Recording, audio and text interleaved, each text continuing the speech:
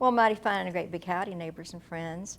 I would absolutely love to be there because, Calvin, I know how self-conscious you can get, and especially with all the focus on you tonight. So you know that I would be there making you feel conspicuous, and I'd be the one hooting and hollering and stomping my feet and everything. But I had to do a gig in Houston, Texas today, and I'm actually in the rodeo tonight. I'm going to ride one of the Brahma bulls, which is something you'd probably be doing with me. Now, you and I have known each other since before Al Gore invented the internet. And I clearly remember the day that we met because it was odd, and I like odd.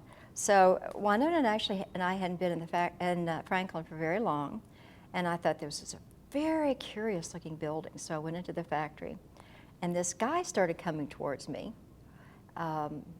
He had a very pleasant look on his face, but a twinkle in his eye.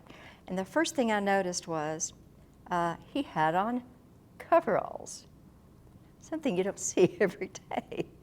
And I knew that they weren't, they certainly weren't mechanics. They didn't look like the kind of coveralls that an appliance repairman would wear. And I decided that you were the janitor for the factory.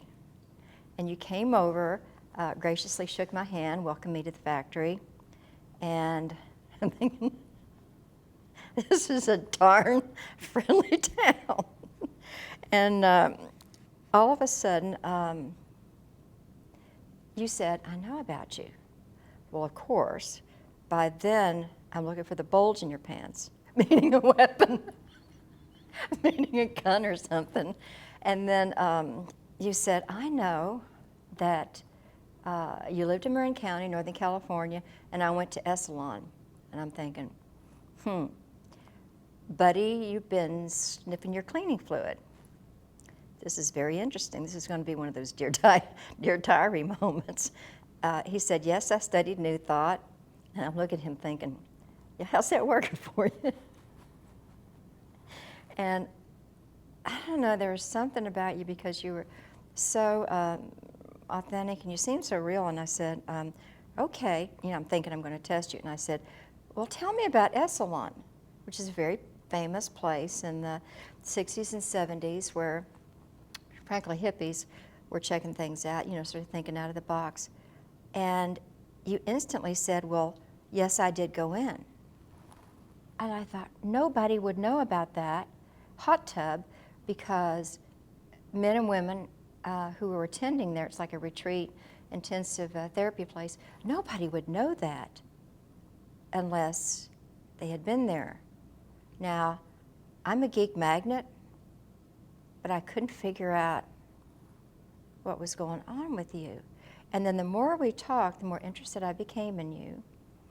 I like people who think out of the box, and I certainly felt that you were that. And he said, yeah, I know that you're interested in metaphysics and New Thought, and you're insatiably curious. So I'd stopped looking for the exits by then. I was pretty intrigued. And this guy, good-looking, blonde-headed guy, came up and introduced himself as Rod Pewitt. And, he was just asking questions, like you were the boss man or something. And I was kind of distracted because there was something wrong with his eye, and he kept doing that. He had like a tick. So for a minute, I was real distracted, and I thought, I wonder if the factory is a commune. I wonder if you all are a cult, and you're the guru. And just as I was thinking that, this really pretty, normal woman walked by and said, you introduced her as Marilyn, his wife, and I thought, Marilyn, honey, you married up.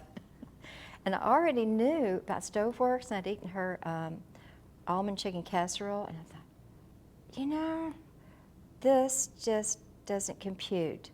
But we sort of gravitated towards each other, and anytime we were together, we talk about quantum physics, or the fleas are really bad this summer because you pulled out a picture of peaches, which just instantly won my heart. And the way you adored, absolutely adored this little corgi, this Peaches. I just knew that we were going to be friends. Flash forward, Larry and I went out to your house, and you were sitting by the lake, of course you had on your you-know-what, and you had Peaches there.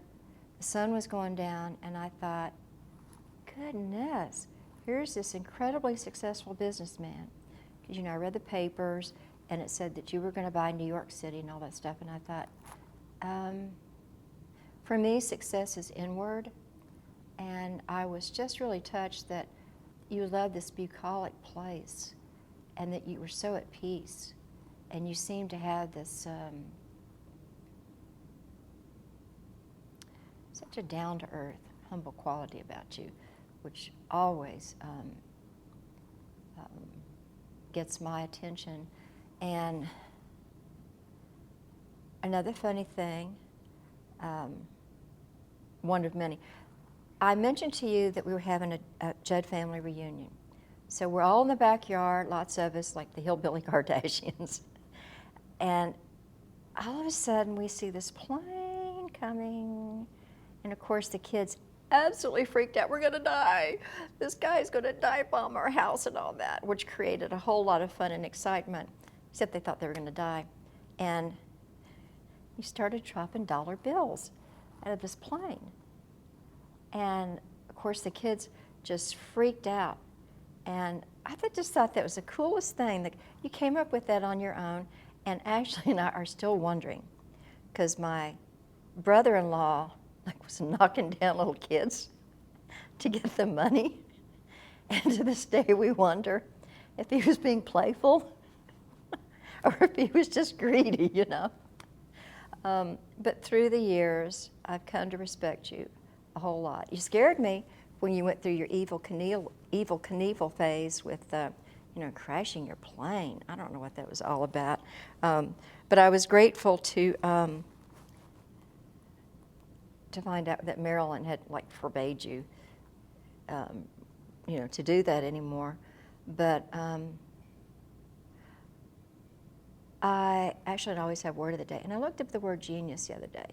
And it just occurred to me that the word genius, of course, the Latin is genus.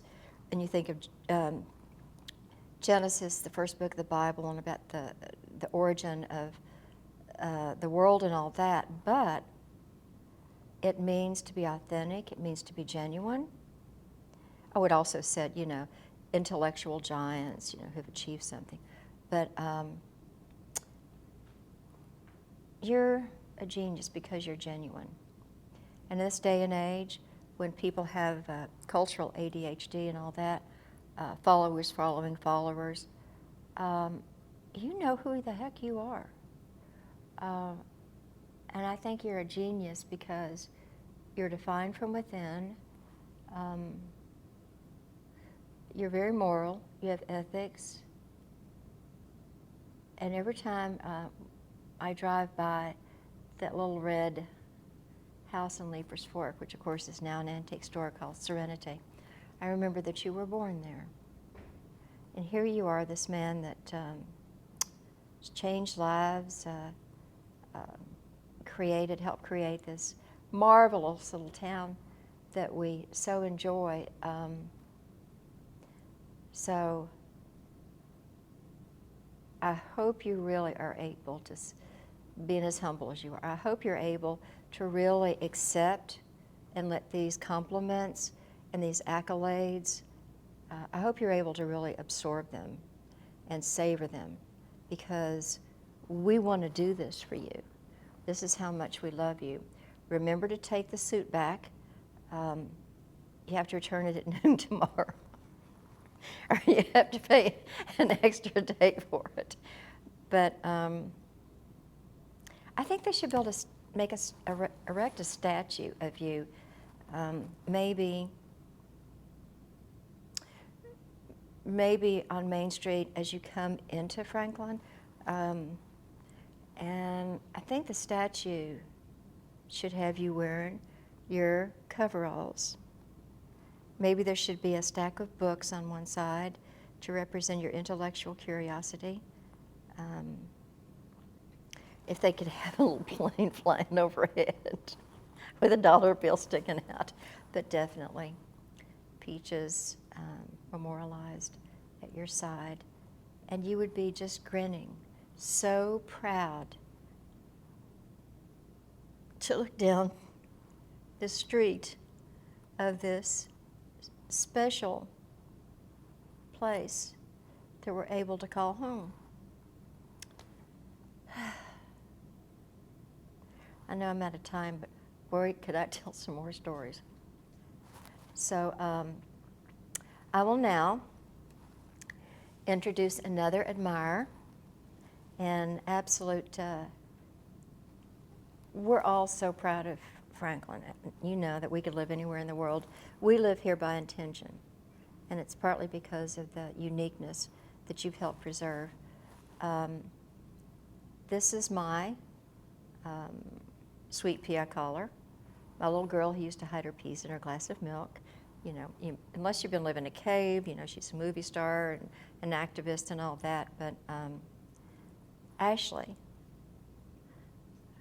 the grateful Miss Ashley Judd. Oh, you know what? One thing that Ashley and Larry and I are so grateful for, because you built the Natchez Trace, it borders on our property, which means they can't build a West Haven over there.